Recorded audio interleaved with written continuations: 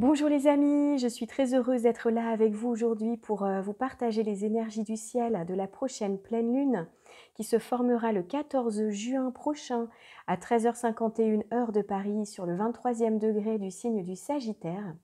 Alors, la dernière nouvelle lune, vous vous souvenez, s'est formée dans le signe des Gémeaux. Alors, un signe d'extériorisation qui nous invite à bouger, à sortir de chez soi, à créer du lien, à communiquer, à s'intéresser à de nombreuses choses, à être polyvalent, et puis surtout à tenter de nouvelles expériences. On a besoin en tout cas de laisser sortir nos énergies et de nous tourner vers l'extérieur au moment de cette nouvelle lune en Gémeaux. Et ici, donc, la pleine lune, eh bien, se trouve dans le signe du Sagittaire, donc en opposition au signe des Gémeaux, où transite encore le Soleil, bien sûr, au moment de cette pleine lune. Et je dirais que la pleine lune, juste pour rappel, eh bien, on arrive à l'apogée du cycle lunaire à ce moment-là, et elle offre un temps d'équilibrage, de prise de conscience, et de récolte aussi de tout ce qu'on a pu semer depuis le début du cycle, au moment de la nouvelle lune. Donc c'est le moment d'observer si effectivement on obtient les résultats eh bien, qu'on a souhaités, qu'on a mis en place justement en début de lunaison, ou alors si on a quelques petits ajustements à faire au moment de cette pleine lune. Donc c'est un moment qui peut être un petit peu émotionnel, la pleine lune, puisque là on a une tension entre les deux luminaires. Donc le 14 juin, puis surtout on va voir avec le carré qui va être formé à la planète Neptune, le 14 juin et puis 2 jours avant, 2 jours après, il est possible de se sentir un petit peu remué à l'intérieur, ressentir pourquoi pas des émotions assez fortes. Donc voilà, peut-être juste prendre du recul à ce moment-là et se dire que c'est peut-être un temps, un passage, juste au moment de ces énergies de pleine lune. Alors, la nouvelle lune dernière formait de très beaux aspects à la planète Jupiter. Et là, la pleine lune se trouve dans le signe de Jupiter, donc en Sagittaire, qu'on continue un peu sur, voyez, sur les énergies qui ont débuté il y a une quinzaine de jours, au début de cycle. Et c'est une lunaison globalement où on a envie de s'extérioriser, de prendre de l'expansion, de tenter sa chance, d'ouvrir ses horizons. Donc on va décrire un petit peu justement quel est le message du signe du Sagittaire pour essayer d'y voir un petit peu plus clair.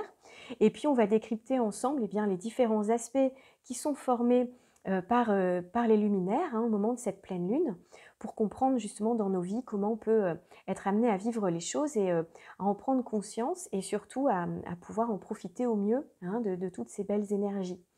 Alors, je reviendrai également dans cette vidéo sur la rétrogradation de Saturne, puisque Saturne rétrograde depuis le 4 juin dernier, et ce pendant 4 mois et demi, donc jusqu'au 23 octobre, qu'on va voir un petit peu quel est le message de Saturne également pendant cette lunaison, et puis pour les 4 mois et demi à venir. Alors déjà, voilà, quel est le message, on va dire, du signe du Sagittaire dans lequel se trouve la pleine lune, qui est une super lune, en plus, vraiment qui se trouve à proximité de la Terre. Elle se trouve très très proche, pardon, c'est pour ça qu'on appelle cette pleine lune une super lune. Alors, le message du Sagittaire, eh bien, sa planète Jupiter, comme vous le savez, c'est la plus grosse planète du système solaire. Et par là, elle signe justement tous les aspects d'expansion, de croissance, d'espoir, de confiance, de chance également. C'est une planète qui nous amène en général des opportunités à saisir pour pouvoir créer notre chance et ouvrir notre champ des possibles, pour y croire, vous voyez, pour avoir la foi.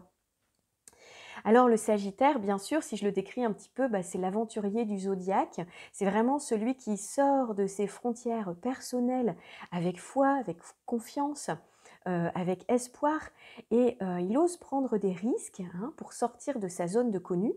Il se dépasse lui-même pour découvrir la nouveauté, de nouveaux mondes. Alors ça peut être bien sûr de nouvelles connaissances, mais ça peut être aussi de nouveaux pays, puisque c'est le voyage aussi, le signe du Sagittaire, donc c'est le lointain, vous voyez. Et par là, par cette ouverture, le Sagittaire tente de nouvelles expériences. Donc il s'enrichit énormément, et c'est pour ça qu'on peut parler de croissance personnelle, puisqu'effectivement, à tenter de nouvelles expériences, on grandit. Alors par sa flèche, vous voyez le symbole du signe du Sagittaire représenté par une flèche qui vise finalement eh bien, une cible précise et un objectif précis. Et par sa flèche, du coup, il tente sa chance pour viser son idéal. Et il va jusqu'au bout pour pouvoir le réaliser. Donc le Sagittaire, eh bien, c'est la lumière, hein, c'est vraiment un signe très lumineux, un signe de feu, et c'est l'éveil justement aux valeurs de l'esprit, hein. Le Sagittaire est tourné vers la spiritualité et la quête de sens. C'est un signe très idéaliste qui a envie de partir à la conquête eh bien, d'un idéal, comme je disais, et donc de mettre du sens, hein. Donc il est idéaliste, il est ouvert, bien sûr, et il nourrit son esprit de grandes idées, de grands idéaux spirituels. Alors du coup, pendant le transit ou j'allais dire cette pleine lune en Sagittaire, ou pendant un transit en Sagittaire ou avec Jupiter même, eh bien c'est un moment où on peut s'ouvrir à de nouveaux idéaux. Vous voyez, on peut nourrir en soi une nouvelle quête, un nouvel idéal, de nouveaux objectifs. Donc on prend de la hauteur en général pendant ce transit. Alors c'est aussi le signe de nos croyances. Alors c'est une invitation peut-être à revoir, hein, pendant ce cycle et ce transit, eh bien, à revoir certaines de nos croyances, hein, pour ouvrir le champ des possibles, hein. Le Sagittaire, on est vraiment dans le sens de l'expansion et de l'ouverture. Et c'est un signe qui est très enthousiaste, optimiste, joyeux, passionné, qui croit en sa bonne étoile. Donc peut-être que ces énergies-là, on va pouvoir les ressentir davantage au moment de cette pleine lune par rapport aux situations de vie que nous sommes tous en train de traverser personnellement, hein, puis également sur le plan collectif, hein. En tout cas, c'est l'envie de créer sa chance. Alors, comme je disais, c'est un signe joyeux, un signe festif, qui aime bien s'amuser, qui aime bien rencontrer du monde, créer du lien, communiquer. Donc, on peut avoir aussi un passage un petit peu comme ça, où on aura envie justement eh bien, d'être un peu plus festif aussi, hein, c'est possible. En tout cas, ce sont des énergies qui vont nous envelopper justement d'optimisme, d'enthousiasme, de confiance. Donc ça, c'est vraiment de très très belles énergies avec cette pleine lune. Alors, ce que j'avais envie de vous proposer, parce que comme on est justement dans cette lunaison, hein, qui a pris essence dans le signe des Gémeaux, hein, parce que ça, la nouvelle lune porte sur toute la lunaison, hein, jusqu'à la prochaine nouvelle lune. Donc là, dans l'énergie du signe des Gémeaux, eh bien, on est justement dans l'idée de travailler, pourquoi pas, sa communication, hein. Le Gémeaux est très à l'aise avec les mots, justement, et avec le verbe. Et du coup, c'est pour ça que j'avais envie de vous proposer, pour cette lunaison, et peut-être pour les suivantes, je le ferai aussi, de vous proposer un mantra qui est associé à l'énergie, hein, de la lunaison, ou donc de la nouvelle lune, ou de la pleine lune. Donc ici, de cette pleine lune en Sagittaire. J'ai envie de vous proposer un mantra à répéter si vous en avez envie, en fait, chaque jour après cette pleine lune jusqu'à la prochaine nouvelle lune, pour vous permettre justement de vous relier à ces belles énergies du Sagittaire. Alors là, ce serait: je crois en ce qu'il y a de meilleur pour moi, j'incarne mes croyances, je vise mon objectif, mon idéal, et je leur laisse l'opportunité de trouver leur juste place dans ma vie. Voilà. Donc je vous propose de le noter, de revenir en arrière si vous voulez dans la vidéo, et de le noter pour pouvoir vous le répéter au moment de cette pleine lune et après, pour pouvoir justement, vous savez que le verbe est créateur, donc pour pouvoir créer justement votre réalité préférée et croire en vous, hein, c'est vraiment ça. Donc croire en tout cas en ce qu'il y a de meilleur pour soi, et de pouvoir l'attirer à soi. Alors l'idée pendant cette pleine lune, hein, je crois que vous l'aurez compris, c'est vraiment de transformer ses croyances, de transformer son idéal de vie en projet, hein, en projet concret, de croire en soi, croire que tout est possible, de tenter sa chance dans l'ouverture, la confiance et la foi, et de se laisser guider justement par ces belles énergies, d'ouvrir son cœur pour pouvoir, pourquoi pas, prendre quelques risques, partir en terre inconnue, et garder l'esprit ouvert aussi aux nouvelles opportunités qui vont pouvoir se présenter à vous à ce moment-là. Voilà. Alors, pour terminer un petit peu sur cette énergie du Sagittaire, elle invite peut-être également à des questionnements. Ça peut nous faire réfléchir, pourquoi pas, à quelles sont les limites qu'on pourrait dépasser justement dans nos vies pour aller vers une meilleure expression de nous-mêmes, de qui on est et de ce qu'on a envie de créer, hein, de voir justement quelles sont les limites qu'on pourrait dépasser. Alors sans se mettre en danger, c'est pas l'idée, mais ça serait peut-être justement d'aller explorer, hein, de nouvelles façons de vivre, pourquoi pas, de nouvelles idées. Et puis bien sûr, l'idée serait de se dire: «Est-ce que je réussis aujourd'hui à me fixer des objectifs précis et à les suivre, hein, vraiment à mettre tout en œuvre pour y arriver?» Parce que le Sagittaire, il nous invite à viser haut, à viser loin, il voit grand.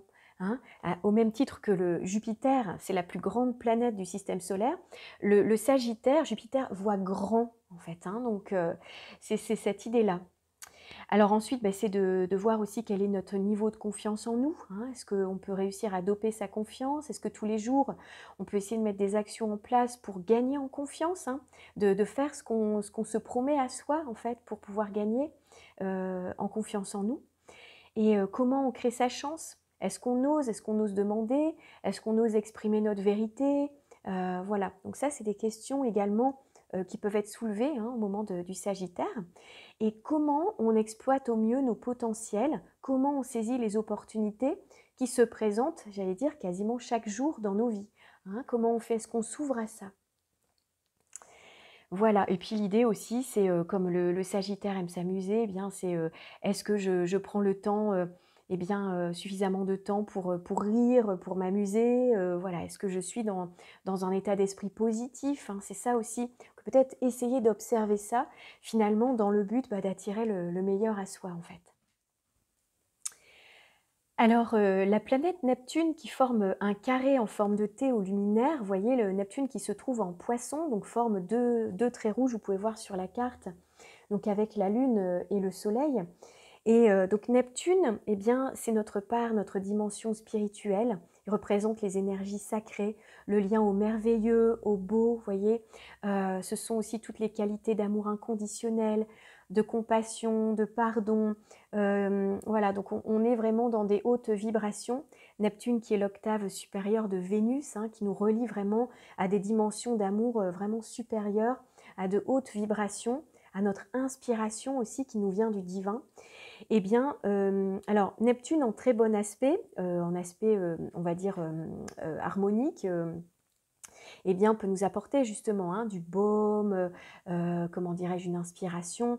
Alors, on retrouve toutes ces vertus, si vous voulez, de Neptune dans le carré, mais il y a aussi cette idée que on peut se trouver un petit peu en dehors de la réalité, comme dans un flou, un brouillard aussi parfois. Et voilà, on est comme, vous voyez, un petit peu à l'extérieur des contingences matérielles, hein. On se trouve un petit peu au-dessus, un peu comme dans une idée de flottement, ou parfois même la notion du temps peut être un petit peu différente, vous voyez, c'est quelque chose d'un petit peu plus flou comme ça. Alors là, je dirais que Neptune, en aspect de carré, c'est un aspect qui nous demande de relever en fait un défi.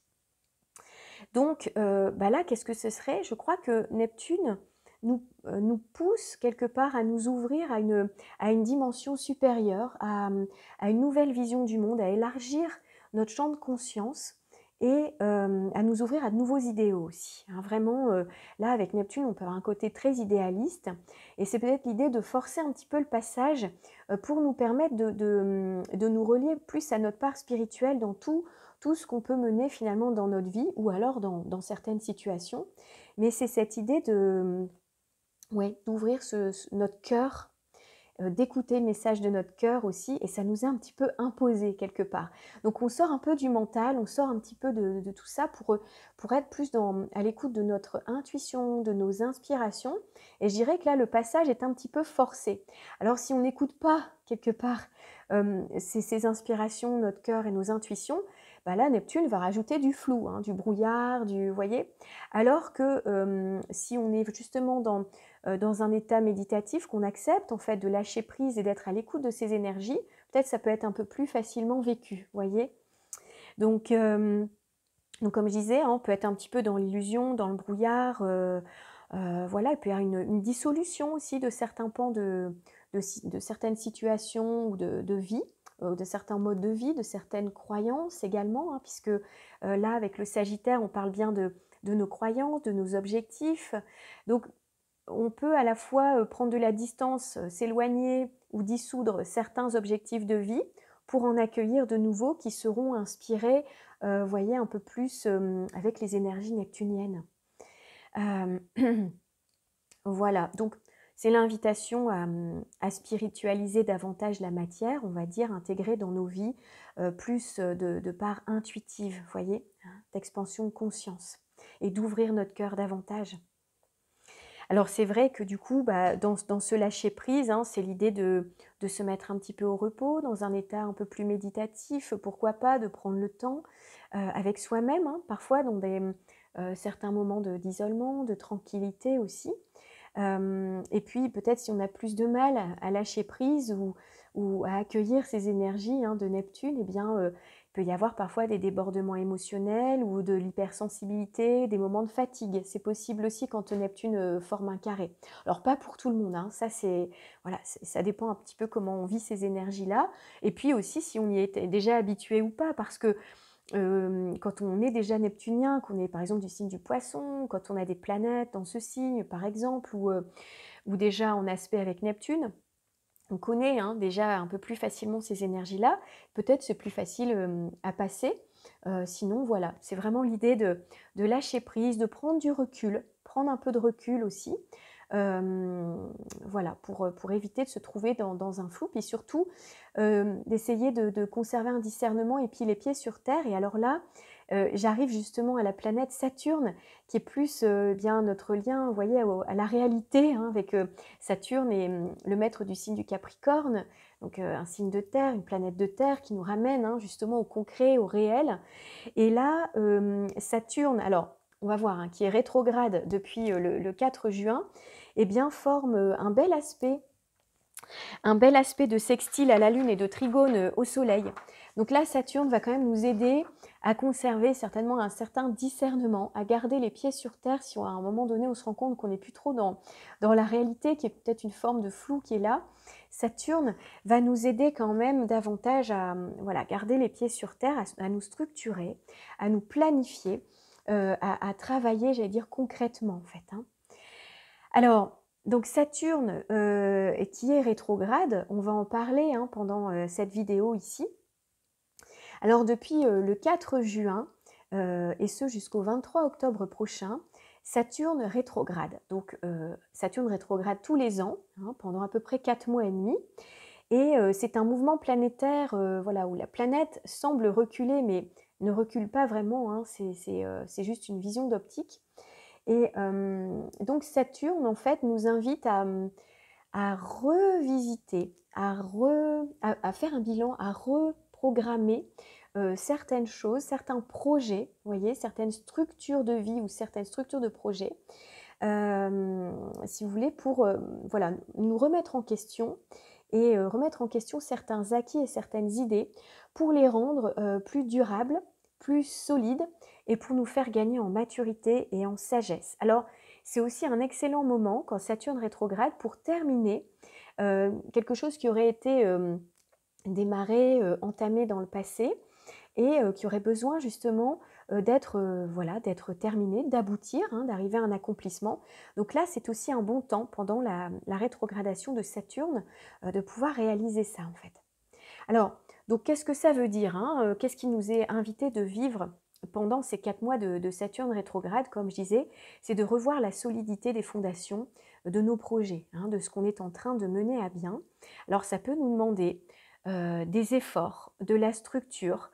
Parfois, c'est une énergie, tout dépend comment on la vit dans son thème, hein, comment est aspecté Saturne, mais ça peut aller de juste fournir quelques efforts à vivre une épreuve qui n'est pas forcément évidente et qui va durer, on va dire, plus ou moins le temps de la rétrogradation. Donc ça dépend de chacun. Mais c'est vrai qu'en général, Saturne nous demande eh bien, de fournir un effort, de nous discipliner, de nous structurer, de programmer, de planifier, de nous concentrer, voyez, voilà, dans ce qu'on est en train de mener à bien. Alors, c'est intéressant de regarder dans quelle maison Saturne rétrograde, vous voyez, parce que ça a une signification qui est importante hein, j'allais dire, dans l'expérience de vie de la maison qui est associée au transit de Saturne. voilà, mais c'est, si vous voulez, quand la rétrogradation se termine et que Saturne revient direct, donc là après le 23 octobre, eh bien c'est une période très salutaire qui nous permet vraiment de gagner en sagesse, en maturité, en solidité, en sécurité. Donc c'est au final, même si parfois l'expérience amène des freins, des blocages, des retards, c'est possible aussi hein, avec Saturne, des difficultés, ou alors demande, comme je disais, des efforts, eh bien, tout ça, on s'en rend compte après hein, le passage de rétrograde de Saturne, où Saturne, c'est notre colonne vertébrale, hein, il vient nous aider, c'est notre structure de vie, et il vient nous faire gagner en maturité, hein, et à ancrer dans le temps, avec plus de solidité, justement, tout ce qu'on souhaite mener à bien. Donc, je dirais que c'est très salutaire. Hein. Donc, alors, pourquoi pas l'idée, alors quelques conseils quand Saturne rétrograde. Donc l'idée, c'est peut-être de ralentir pour voir bien si ce qu'on met en place eh bien, fonctionne, d'y aller avec un peu plus de parcimonie, de mesure, voyez, de modération, voilà, pour voir effectivement si ce qu'on a envie de mener à bien est possible et faisable dans la durée, sans nous mettre en danger, justement pour nous mettre en sécurité. Voilà, donc pour éviter justement de se tromper de chemin, hein, c'est ça aussi le but. Alors la patience bien sûr est demandée, hein. Souvent il faut apprendre à laisser le temps au temps, à être patient pendant la rétrogradation de Saturne. On peut revoir hein, ses priorités. Alors premièrement c'est peut-être l'idée le conseil serait de regarder déjà derrière nous, hein. Pendant toute la période, l'année qui vient de s'écouler, de faire un bilan du chemin qu'on a pu parcourir, de tout ce qu'on a pu mettre en place, déjà de se féliciter pour toutes les belles actions qu'on a pu mettre en œuvre, voyez tout ce qu'on a pu vivre et expérimenter, peut-être de faire le bilan, voilà, pour trouver des réponses, pour savoir eh bien, ce qui est bien et ce sur quoi on peut se féliciter justement, et puis peut-être ce qui nous fait un petit peu douter ou ce qui mériterait de trouver peut-être une autre issue, une autre forme, peut-être une autre forme concrète, eh bien de voir un petit peu ça, ce qu'on pourrait changer. Et toutes les tâches, par exemple, qui n'ont pas été achevées, qui sont un petit peu en cours, peut-être de venir justement terminer ça pour le moment où Saturne repasse direct, eh bien d'avoir terminé et de pouvoir enclencher sur de la nouveauté, du durable et quelque chose de plus construit. Puis on sait que quand on n'a pas tout réglé, hein, il y a des dossiers hein, qui traînent parfois un petit peu, eh bien vous savez, c'est des liens énergétiques aussi qui nous empêchent d'aller de l'avant. Donc c'est pour ça que c'est important de régler les dossiers du passé pour pouvoir justement démarrer quelque chose de nouveau ensuite.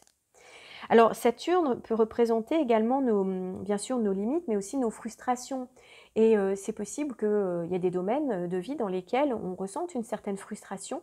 Donc là, c'est faire un bilan par rapport à ça et regarder effectivement là où on peut régler hein, ce qui vient nous frustrer.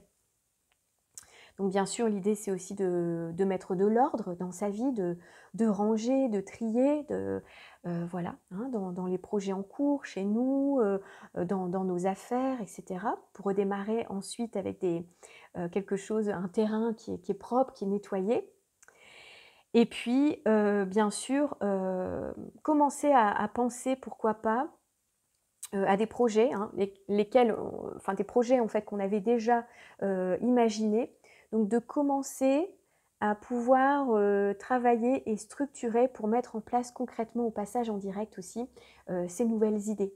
Et puis bien sûr tirer les enseignements de ce qu'on a vécu voilà, dans les mois qui ont précédé, de venir justement observer et puis tirer des leçons justement du passage de Saturne en direct. Hein. Ça aussi c'est... Donc voilà eh bien pour la rétrogradation de Saturne, en tout cas, vraiment pour rester sur une note positive, c'est un passage qui nous aide à, comment dire, euh, à gagner une leçon de vie, je dirais. Je dirais que c'est ça. Saturne vient nous aider il nous enseigne, hein, c'est l'éducateur aussi du zodiaque, et c'est vraiment celui qui va nous apprendre quelque chose de nouveau, sur nous-mêmes, sur notre manière de mener à bien notre vie. Voilà, donc Saturne vient nous apprendre quelque chose de précieux pour nous faire gagner en sagesse et en maturité. Donc c'est peut-être vraiment le message à garder, en tout cas, de cette rétrogradation. Et puis pour terminer sur une belle note, positive, aussi, eh bien, les luminaires forment un très, très bel aspect également, à la planète, Mars. Donc la Lune forme un trigone à Mars et le Soleil un sextile. Donc Mars qui se trouve dans le signe du Bélier, donc un Mars qui nous permet de prendre des initiatives, d'avancer, de mettre en place de la nouveauté, d'avoir de l'optimisme, de l'élan, de l'énergie, hein, pour se mettre en action. Et donc Mars est chez lui en Bélier, hein, donc là il est vraiment, dans son royaume, dans son domaine et puis il nous aide à avancer. Et puis surtout, il est encore, on va dire, en Bélier sous la maîtrise de Jupiter qui se trouve en Bélier également et Jupiter est le maître de cette lunaison, de cette pleine lune pardon, où se trouve, la Lune, hein, donc en Sagittaire, hein, chez lui, chez Jupiter. Donc là, on est quand même dans le feu, hein, dans l'énergie d'action, de passion. On peut mettre vraiment en place voilà, des objectifs avec passion, avec un élan créateur, vous voyez, un feu créateur. Et voilà, donc ça, c'est une très très belle ressource aussi qu'on a à notre disposition pendant cette pleine lune. Voilà principalement, on pourrait dire d'autres choses, mais voilà ce que je voulais en tout cas partager avec vous déjà pour cette pleine lune. Donc, eh bien, je vous souhaite un très bon, une très belle pleine lune, hein, jusqu'à la prochaine nouvelle lune. Là, on va pouvoir expérimenter toutes ces énergies que je vous ai partagées. Je voulais vous rappeler également que eh bien, je propose un accompagnement personnalisé sur les thèmes de naissance, les thèmes de l'année aussi, hein, qui nous permettent de comprendre eh bien, les énergies en jeu pour nous et voilà, les énergies dont on dispose, les défis à relever également, les belles ressources qu'on a dans notre boîte à outils hein, pour avancer sur notre chemin. Donc je vous propose des accompagnements personnalisés. Vous pouvez me contacter avec grand plaisir. Vous trouverez mes coordonnées dans la barre d'infos. Donc vous pouvez m'envoyer un petit mail et puis je vous réponds assez rapidement, le plus vite possible dans la journée ou les 48 heures. Et voilà, puis on prend rendez-vous ensemble et on se retrouve pour la lecture, soit de votre thème de naissance ou votre thème de l'année. Voilà, donc j'étais très heureuse de partager ce temps avec vous. Je vous remercie toujours pour votre écoute, votre présence. Merci d'être là. Et merci pour vos likes, pour vos partages, pour vos petits messages qui me font super plaisir. Et je vous retrouve très bientôt pour la prochaine nouvelle lune avec joie. Je vous souhaite une très belle pleine lune et je vous fais de gros bisous et je vous dis à bientôt. Prenez soin de vous. Au revoir.